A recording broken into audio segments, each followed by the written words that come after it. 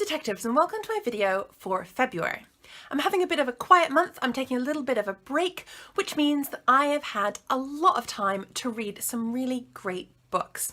Some of these books I read last month, they came out last month, so they're still very new and very exciting. And of course, as always, I would recommend them all to you. February is the month of Valentine's Day, so whether you like it or not, love is in the air.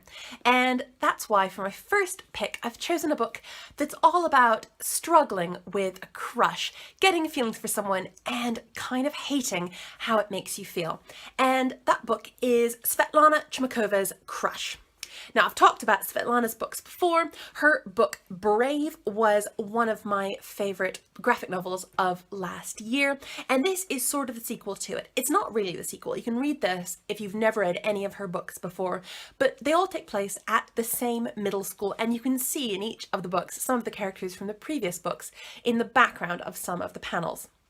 I really love the way Svetlana draws. I think her characters are really cute and really fun, but I also really like the way she writes. I think she writes middle schoolers in a very realistic way. She makes me remember what it was like to be at school and to be struggling with all of the things that her characters are struggling with. And this book is all about a boy called Jorge, who is really sweet and really kind. He's very big and he uses his size to look after smaller, more vulnerable people, which is really lovely. But he's not somebody who really thinks of himself as emotional until he suddenly realizes that he is having feelings for a girl in his class called Jasmine. And Jorge just adores Jasmine, but does not know how to talk to her, just doesn't know how to tell her how he feels. And things are complicated because Jasmine has a boyfriend and Jorge has these two really close friends who are arguing all the time. And there's this really unpleasant group of athletic boys who are trying to get Jorge to join them and to be really mean to the other people at the school. So Jorge has a lot of problems, and this book is all about how he resolves those problems. It's also, as I said, just a really lovely look at school life, and I think that's something that we can all connect to, whether we're in school at the moment or whether we remember being in school when we were younger. So I think this is a fantastic book about first love, about crushes, but also just generally about living your life and learning to deal with your friends. This book is perfect for anyone about 7, 8 plus, but as always, this can be read all the way up to adulthood. I would really recommend it for adults as well. It's really sweet, it's really fun, it's really beautifully written. I love Svetlana's illustrations. I think she captures human emotions really well. I think she's very funny in the way she writes and the way she draws, and I am a huge fan of hers after this book. So my first pick this month is Crush. My next pick this month is a book from an author who I have talked about before, Jason Reynolds, and it is Ghost, which is the first in a series of middle grade novels that he's written about a track team. And it has been out in the US for quite a while, but it is just coming out in February from Knights of, a new inclusive publisher that I have also talked about before on this vlog.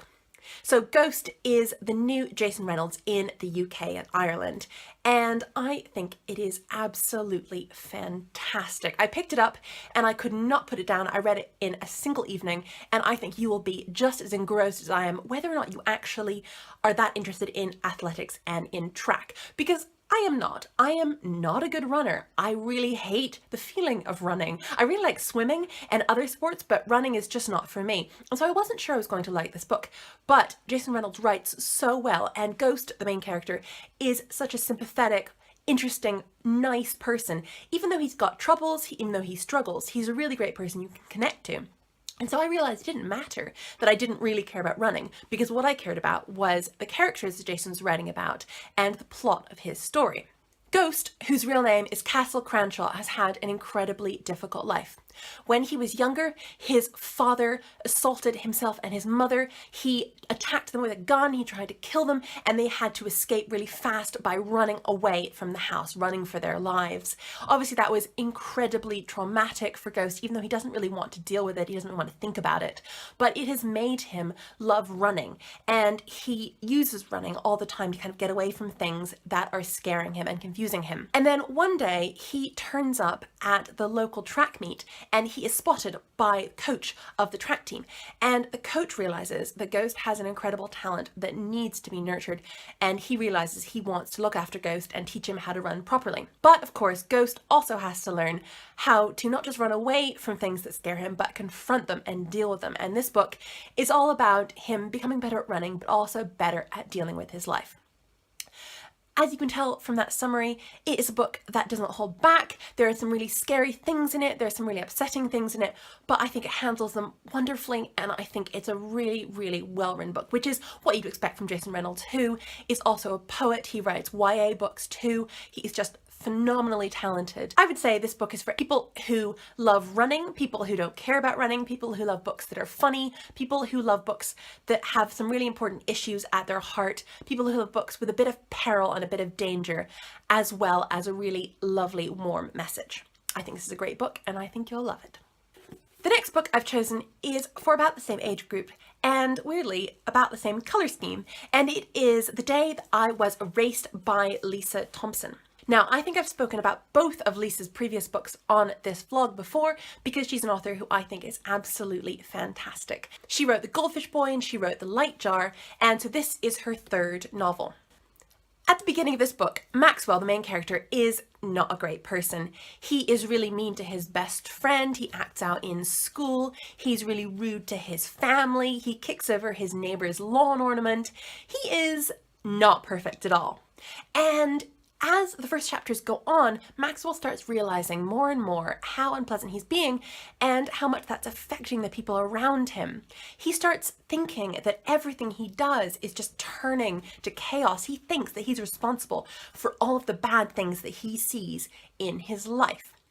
And so Maxwell makes a wish.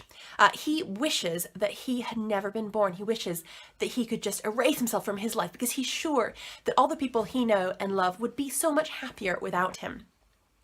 And he goes to his elderly neighbor's house and he makes this wish on this funny little object that the old man he looks after has in his cabinet. And that weird little object actually works. It actually turns Maxwell invisible.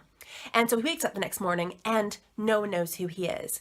His parents never had him. He doesn't go to his same school anymore. At first he thinks that's kind of exciting and great and he can just start again, but then he starts realizing that there are a lot of things that aren't there anymore.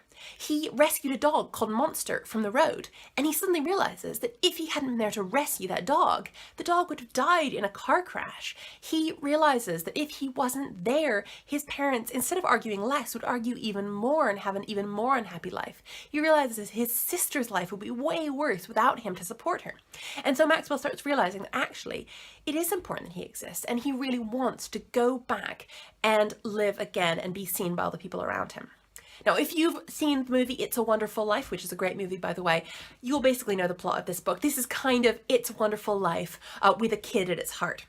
And I think that's a great concept, and Lisa does it really, really well. It's a really heartwarming book. It's very sad and very serious in places, and I also really liked the plot about Maxwell's elderly neighbor who has dementia. And the things that Lisa says about all the ways that having dementia and losing part of your life, losing your memories, is really like being erased from your own life, which is incredibly sad and it's incredibly true. And I know a lot of people have family members who have dementia and are struggling with dementia, and it's a really great book to think a bit more about that and about what it means.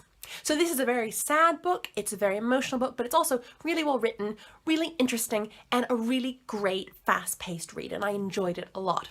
I would say this is for anyone 10 plus who likes books that help them think about really big problems and big ideas while also being really accessible and really easy and interesting to read. The next book I've chosen is a book that came out last month and is a book that I liked so much that I put my name on it. It is Lightning Chase Me Home by Amber Lee Dodd. Now, this is a proof copy of the book. The final book has a quote from me on the cover to say how much I enjoyed it. It also has a quote from another really great author, Kieran Millwood Hargrave, so you know this is going to be a really well written and really exciting and adventurous book, and that is what it is. Lightning Chase Me Home is the story of Amelia, who lives on a tiny remote island with her father and her grandfather. Her mother has vanished, she's disappeared, and Amelia is desperate to find her again, to get back to where she is, because her mother shares Amelia's passion for adventure. Amelia's father and her grandfather, they're stay-at-homes. Amelia just wants to get out into the world and see all the incredible things that she's read about in the books that her mother read her, about incredible female adventurers like Amelia Earhart, who Amelia is named after. Life on the island for Amelia is really difficult, partly because she feels really trapped, but also because she's dyslexic and she's really struggling in school to make friends and fit in. And so she dreams of being reunited with her mother and living the really exciting life that she is sure she could have if she was just there with her. So on Amelia's 11th birthday, she makes a wish. She wishes to be reunited with her mother wherever she is. And as soon as she gets home, she realizes that the wish is working in ways she did not expect. Lightning is picking her up and flinging her, seemingly by magic, across the island to places that are associated with her mother. Amelia starts learning more and more about her mother's past and finding clues to where her mother could be now. So this story is a mystery story, it's an adventure story, it's a slightly magical story, and Amber weaves those three things together really beautifully to make an incredibly wonderful, exciting, beautifully written book that I know you'll enjoy if you love my books. This book is perfect for anyone 10 plus, anyone who thinks that they're destined for adventure in their lives, anyone who loves to solve mysteries and follow treasure hunts. This is perfect for you. And finally, I always end these videos by choosing a classic book, a book that I loved when I was younger and that I think you'll love too. And this month, my choice is Agatha Christie's Cat Among the Pigeons. Now, this is a book that I've talked about in the past, but I think it's very relevant at the moment because Cat Among the Pigeons is Agatha Christie's school murder mystery. It's all about a group of intrepid schoolgirls who have to solve a very mysterious case. And of course, the book that I'm working on at the moment, Murder Most Unladylike Book 8, is going to be a mystery at a girls' school. It's going to be my third school murder mystery. It's going to be set back at Deep Dean, Daisy and Hazel's school. All of their school friends, Kitty and Beanie and Lavinia, are there too. So I thought this was the perfect book to recommend to you if you are so excited about book 8, if you think you just can't wait until August when it comes out. Well, I think you should read this book and prepare for it in that way. It's really well written, like all of Agatha Christie's books. This one is a little bit more about spies and spying and smuggling than some of her murder mysteries, but it does also have a murder plot as well, and I think it is fantastic. I would say this is perfect for you if you are 10, 12 plus and you love murder mysteries, you love my books, and you love school stories as well, because of course it's a murder mystery that is also a school story. So that's all for me this month. As I said, this month is really quiet, but in March things are going to get really exciting. I'm going to the Emirates Lit Fest in Dubai. I'm going to the Bourneville Lit Fest in England near Birmingham. And then in April, I've got lots more exciting appearances. I'm going to the Oxford Literary Festival and the Cambridge Literary Festival and a lot more besides that I'm still working out. So from March, there'll be lots of opportunities to meet me, not just all over the country, but all over the world. And I'll be sharing more information about all of those appearances when I can. But for now, I hope you enjoyed that video and I'll be back soon.